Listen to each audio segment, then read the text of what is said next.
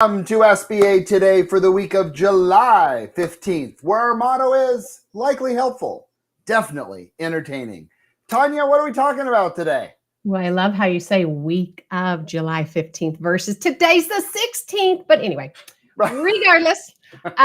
Okay, so today we've got the SBA Connect went on last week. So we've got a lot of bullet points for you guys. Get your pen and paper ready because we're going to give you the Reader's Digest version. That's right. And did you know that your clients may be using your bank, or actually they're going to be, previously everything was in the big banks and whatever. Who knows who they're using now? So we're going to find out a little bit later. Anyway. We are. First though, Paul, give us what's been going on. Yes. So we took a trip up to Alaska, Juneau. And so we were up there for the last 5 days and just got back today. There was this, the whole joke during the entire trip is my brother-in-law was always saying, there are bears everywhere. They're like flies. They are everywhere. Okay. I was up there for 4 or 5 days. And so Paul, yes. Was he saying, did you know there's bears everywhere? Did you know?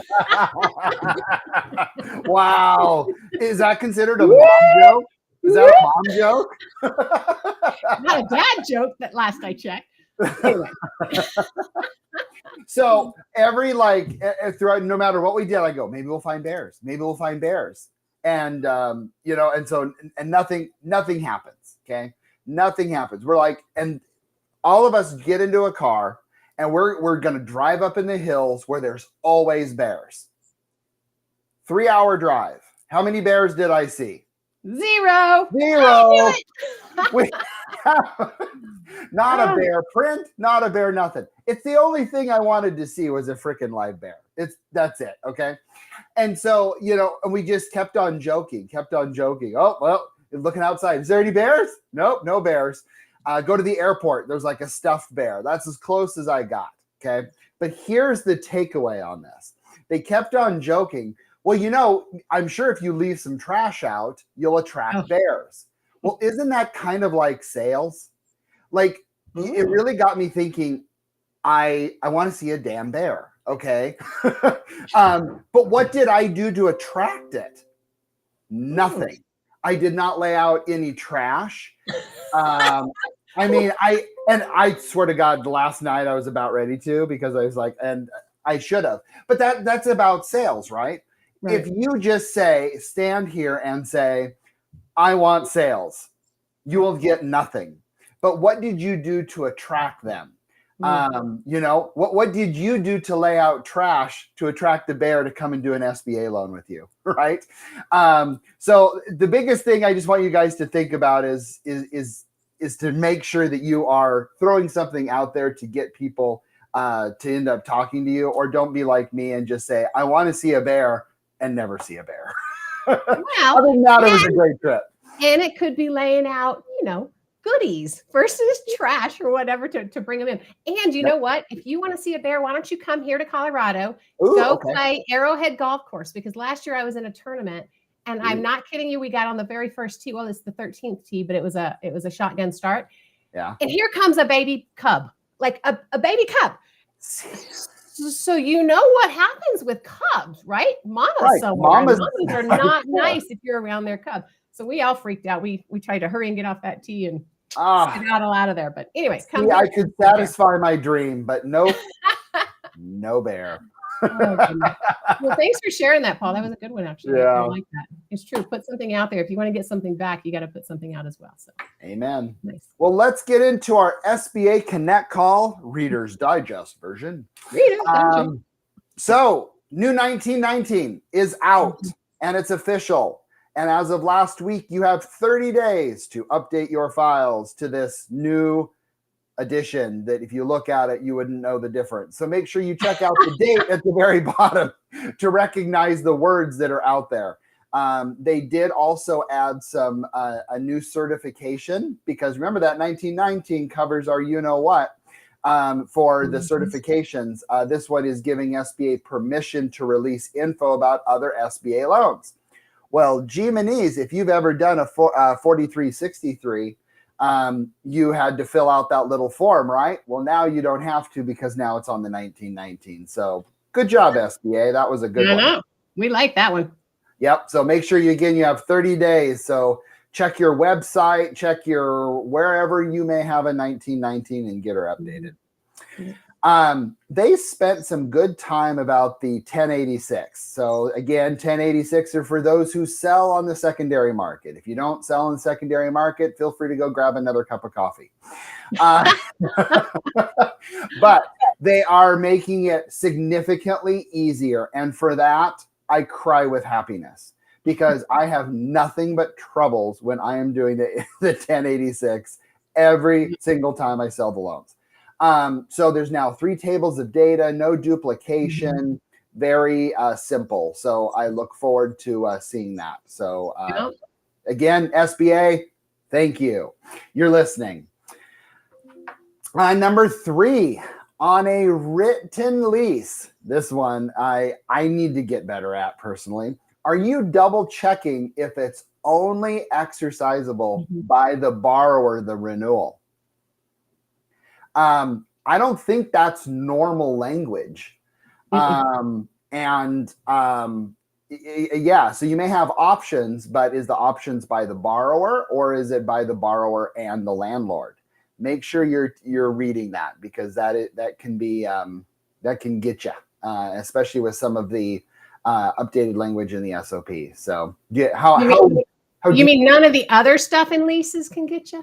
I mean, yeah, nothing. It's just adding another layer, right? Peel that onion, people. Peel that onion. This one was interesting because they want the average loan amount is going down on SBA loans, which is what the administration really wants, which is good. So 2024 went down to 421,000 compared to 477. So that's a good thing. So we're continuing to serve the underserved and doing the small dollar amounts. But let's be real, we need those big dollar amounts too. That's how we all get paid. So keep it going, but let's make sure we're helping on that. Help everybody from the small ones to the larger ones. Right. Most of us. Go ahead. Well, they're not keeping the number. That's not talking about the even smaller ones in the micro loan area. So that's just, you know what I mean? So that's just 7. We also have the smaller ones elsewhere. That's true. So yeah. That's true. Yep. This one I was kind of shocked because it's July and I'm like, what are you talking about? The FY 2025 fee notice is coming soon in the next few weeks for next year. Can you believe that we are almost into the next fiscal year? I had a hard time wrapping my head around that. But this year has gone fast. I mean, it really has gone fast somehow. I don't know where it went. So yeah. It'll be very interesting to see what those fees are. Are they going to keep the $1 million no fee? Because boy, that's popular. Are they going to increase it up to past $1 million? My vote's no. Highly unlikely. I highly do not believe that they will do that. But maybe they'll keep the $1 million and or take it to about 750 or something. I was just going to say the 750 is probably what I think they're going to drop it down to. But again, we have increased defaults as a program. So yeah, but we've increased defaults depends on sizes and the types of businesses and stuff like that. So there probably needs to be a little more look at who were the defaults and what were they bringing in to go with that. It's not always just the loan size. Yep. Like I tell my customers, SBA is an insurance policy. It's a policy you pay for but get no benefit from. Oh, come on, you mean it's not that we just give them money because SBA is backing it. So obviously we don't need any of the other stuff that we typically do for our loan deals. You make it 100% guarantee, and we will do whatever you want. Oh goodness! All right, moving on. They talked about the working capital pilot program. The August 1st is the rollout. I just saw in the Federal Register. Yes, I am a nerd, and look at the Federal Register. Well, I'm just going to stick with yes, I'm a nerd. That came out, and I look forward to reading that, which hopefully will give us some additional information and probably more to talk about next week as well. But that program will be coming out, and there will be a lot of trainings that will come out from SBA on that. So keep that in mind and make sure you have your calendar open for that program, because I definitely look forward to seeing what that provides. So more tools in our tool belt, right, Tanya? Always. And then they talked about the two new reports and issues, the FinCEN reporting beneficial ownership. This affects all borrowers. All borrowers have to register to the system. I ain't dwelling on that. That's got to do that over a beer. Yep. And then the 1071, based on how many loans you make, you may have to qualify for this, and data given. So, I mean, it's a lot, but if you are a SBA manager or a manager of a department, definitely look at the 1071 and make sure that you are on the right track on that, because that's also coming up 2025. 2025 is going to be a fun year, isn't it, Tanya? Yeah. I'm scared on more ways than one. Positive. For us E-Tran nerds, vehicles, they have made it easier for you to upload information on vehicles. And we all know vehicles suck. I cannot stand it sometimes when there's vehicles, especially when there's like a list this long. I'm like, no. It's worse than affiliation. I swear. I cannot. You give that to your processor you like the least. I'm kidding. I love all my processors the same. All of it. It's like, oh, no. But they have it now where you can actually upload a list of vehicles, and you only have to list one and then upload the rest. So thank God. Thank you very much, SBA. Some of you guys may have already gotten this, but NADCO came out with an affiliation decision tree that they were willing to share with the 7A. And it really makes it very easy to determine affiliation. So most of us now have kind of figured it out, I think. But if you don't do a lot of SBA loans, you may still be, a little confused on that. And that is A-okay. That's why we're here, and that's why we have a podcast, is to share that with you. If you would like a copy of that decision tree, and you did not get it from the 7A Connect call, you can send us an email, sbatoday@artofsba.com, and we will be more than happy to send it to you, or I will send it to you personally. Yeah. All right. They talk about franchises. Go for it. Franchises. Yes. Okay. First one, there's one franchise that allegedly states that, or it allegedly states that it can take money out of the accounts. There is one franchise that allegedly states that it can take money. I have a hard time typing. English is my second language. All right. Curves caters to women, but it has a men's and women's restroom / unisex restroom as well. So that makes it eligible. That is so interesting to me, Paul. Right. I'm like, it's the total thing of spinning and how you get around. I swear. Anyway. Well, I want to go back really quick though. That they're talking about a franchise, and they won't say what it is, but maybe somebody on the call does. But that a part of their franchise agreement, we're talking about control, right? We remove control, but as a lender, we need to think about common sense, right? If the franchisee says, I can take money out of your accounts, that's control to a whole new level. And if you approve that, right, it's not the mission. So again, I don't know what franchise that is, but they talked about it, and it's something that's being discussed. Got it. I was like, what is he talking about? Sorry. All right. Also on franchises, what to look for. The business must have control over its revenue and staffing, which is kind of what Paul was just, mentioning. Business must not have discriminatory hiring practices. Nobody should have discriminatory hiring practices. I mean, that's just across the board. Why do we have to say things that seem such common sense, right? But we do.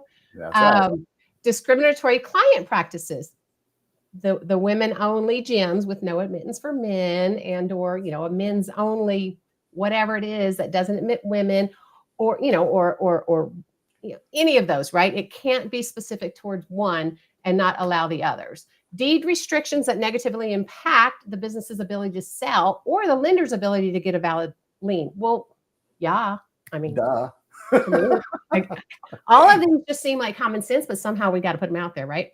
The standard 7A loans, within the SOP 5010 7.1, lender's credit memo must discuss any credit information provided by franchisor, such as number of failed franchises and cash flow projections. That's sometimes challenging whenever you're buying into a franchise and you've got a franchisor that's got multiple and they're all rolling up to one. Mm-hmm. I've ran into that so many times, and I was like, you got to be able to split this out, because we've got to know what ours is taking over. You can't just sit there and say the whole franchise is doing this, and yet this poor little new franchisee potentially is coming in and buying, two of the worst properties there are, and yet you're giving them, a percentage of what the total is. So yes, that makes sense to me. Anyway, keep going. Let's talk about some office suites. Office suites, salon suites, ghost kitchens was a great conversation. So it's really important that you this slide, I would recommend re-reviewing the meeting on that. But it may be eligible for an office suite, salon suites, or ghost kitchens if the revenue is earned through membership, not rent. That's interesting. The business customers do not have an assigned space. That's interesting. And the applicant is responsible for all upkeep and maintenance in that. So I thought this was a really interesting one, because I do get a lot of those. And so take a look at that. Well, I'm trying to figure out, like, an office suite. I get it, right? Unless you've got, I've seen office suites that they do have the same office that they go into, but it's a membership. It's every 30 days. It's not right. It's not a, I guess a yearly lease or anything along those lines. I've also seen, what about hair salons and stuff? They have specific spaces. But that doesn't make you qualify.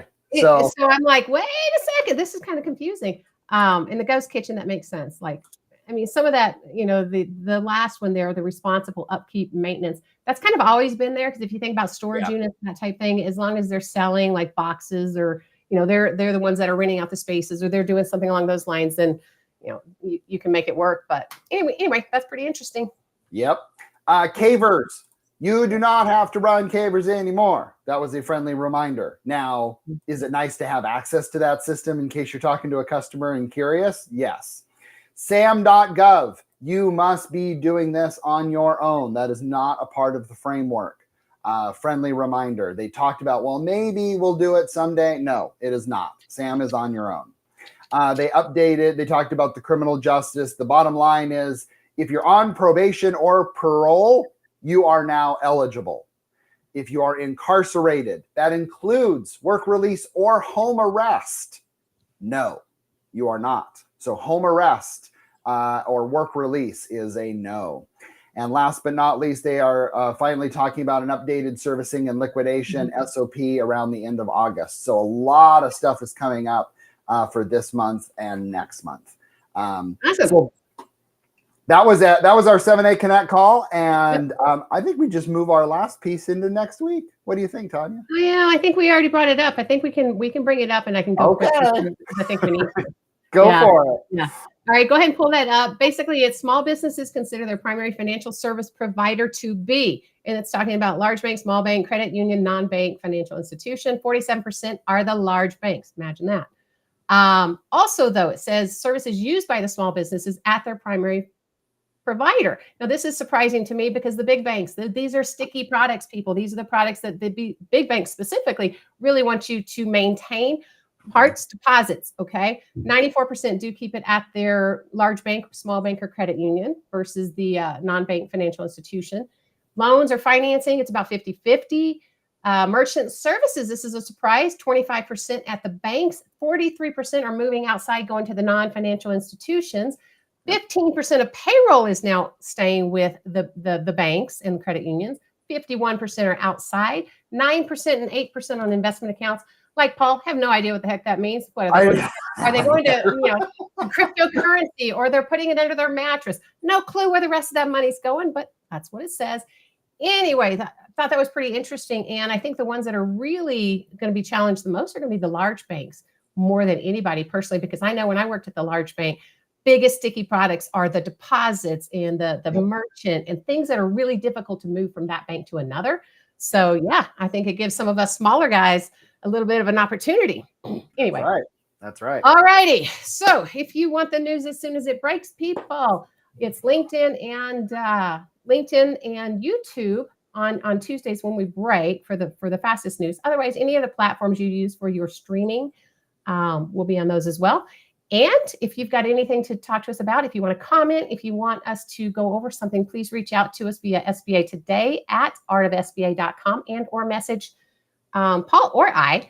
And if you are a passionate SBA professional, then we've got our other family of podcasts, and that's the BDO Show and the Art of SBA Lending. So, hey, that's it for today, and we look forward to seeing you next week. Have a great one.